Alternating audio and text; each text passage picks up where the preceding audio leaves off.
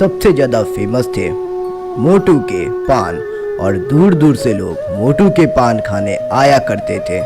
काका तनिक हमको एक स्पेशल पान लगा दो। हाँ, और एक हमें भी स्पेशल पान लगा दो काका।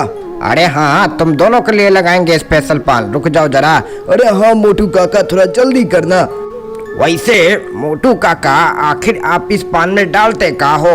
इतना मजा कैसे आता है? और उसी समय मोटू पान खाते हुए कहता है, अरे ये तो हमारे पान का कमाल है, नहीं तो इतना मजा कहाँ आएगा। अरे हाँ काका, आपने सही बोला, इतना मजा तो कहीं किसी के पान में आता ही नहीं है। अरे बेटा, तब 35 साल हो गए हमें पान बनाते बनाते, तो आदत तो हो ही जाएगी अच्छे पान बनाने की, क्यों बोलो? अरे हाँ काका, ये तो बात आप बिल्कुल सही बोले। मोटू के पान खाकर सभी के मन बिल्कुल फ्रेश हो जाते और सभी लोग मंत्र मुक्त हो जाते। जो भी उसका पान खाया करते थे वो उसका हमेशा तारीफ बिना किए जाते ही नहीं थे। मोटू एक पान 15 के दिया करता था और 15 रुपए होते हुए भी उसे सारे लोग खरीदते थे और खाते थे और मजे लेते। मोटू के दुकान के सामने ही एक और पान पट्टी वाला लगाया करता था जिसका की नाम पतलू था, और वो भी बहुत मेहनत किया करता था और वो एक पान 10 रुपए के दिया करता था। हे स्पेशल पान 10 रुपए, 10 रुपए, जल्दी आओ खरीद के ले जाओ, बस 10 रुपए, केवल 10 रुपए। और 10 रुपए देने के कारण भी कोई भी उसके दुकान पर नहीं आया करता था, और बल्कि सारे लोग मोटू के ही दुकान से खाया करते थे पान। और ये देखकर पतलू बहुत ही ज्यादा गुस्साया करता था और मन ही मन सोचता था, अरे यार, अब तो मेरा कभी लगता है दुकान चलेगा ही नहीं, लगता है अब ये शहर ही छोड़कर जाना पड़ेगा, मेरी तो किस्मत ही फूटी हुई है। कुछ ही समय बाद पतलू के दुकान के सामने से एक ग्राहक गुजरता है और तभी पतलू उसे रोकने की कोशिश करता है और कहता है, अरे चाचा, जरा रुको, मेरे पास भी एक पान तो खा कर जाओ जरा।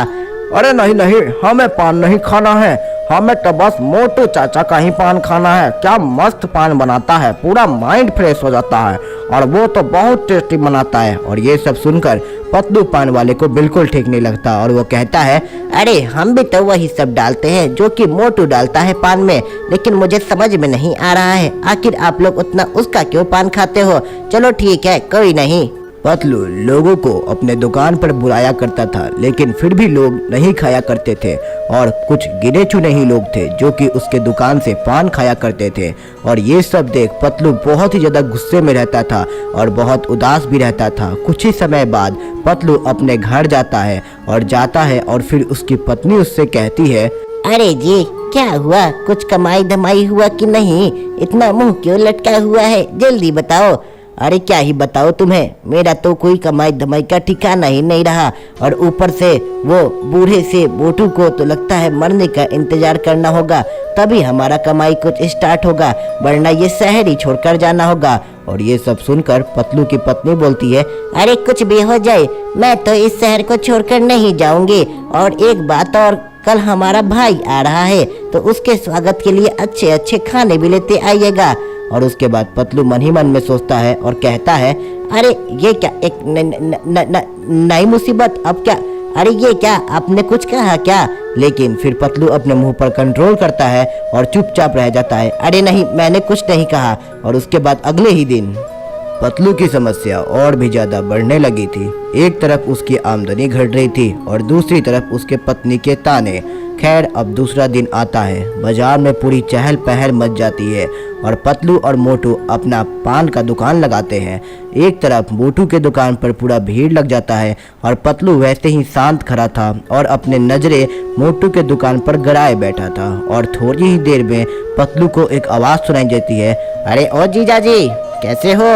और जैसे ही पतलू देखता है कि उसका साला वहाँ पर आ चुका है तो कहता है, अरे यार, तुम इतना दूर क्यों खड़े हो, चलो पास आ जाओ, दूर से ही प्रणाम करोगे क्या? अरे नहीं जीजा जी। जीजा जी से मिलता है और कहता है, अरे जीजा जी कैसे हो? और उसके बाद पतलू कुछ जवाब नहीं देता है और मोटू के दुकान की तरफ मुड़कर देखते रहता है। और ये सब जैसे ही उसका साला देखता है तो कहता है, अरे पतलू जी, मेरी बात तो सुनिए, आप बार बार वो मोटू के दुकान पर बार बार क्यों देखते रहते हो? जरा इधर मुझसे बात भी तो करो, कुछ बात है क्या, कोई समस्या है क्या?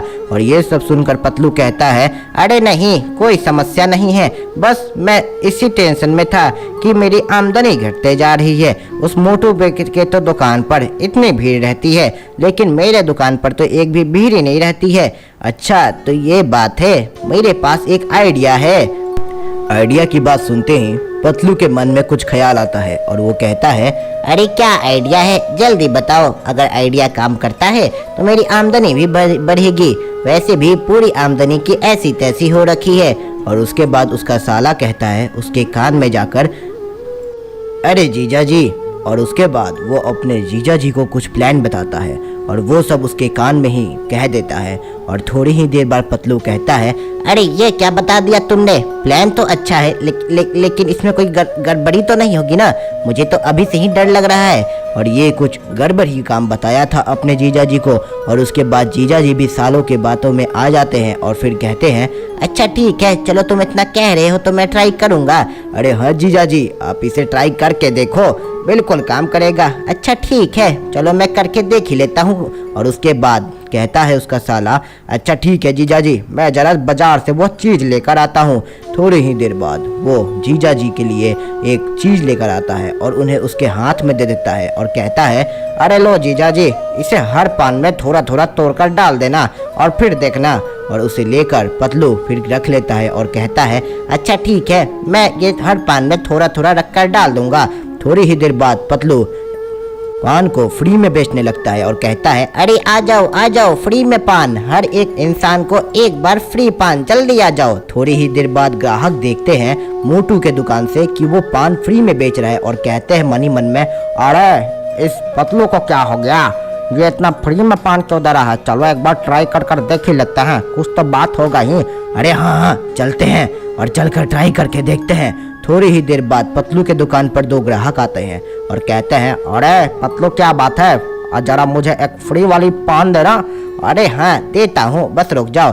थोड़ी ही देर बाद पतलू दोनों को एक फ्री पान देता है और दोनों के दोनों खाते हैं और उनके चेहरे पर खाते ही मुस्कान आ जाती है और कहते हैं, अरे ये तो बहुत बढ़िया है, एक और देना जरा। अरे एक ही फ्री था, अब फ्री नहीं है। अच्छा ठीक है, चलो पैसा ले लेना। हाँ, एक पान 15 की है। और अब पतलू अपने पान की प्राइस भी बढ़ा देता है और उसके बाद, अरे ठीक है चलो दे दो। और उसके बाद पतलू की भी पान बहुत ज़्यादा बिकने लगती है। धीरे धीरे पतलू की आमदनी बढ़ने लगती है और फिर पतलू बहुत ही ज़्यादा खुश हो जाता है और फिर घर वापस आता है तो वो रास्ते में एक मिठाई की डिब्बी भी खरीद लेता है।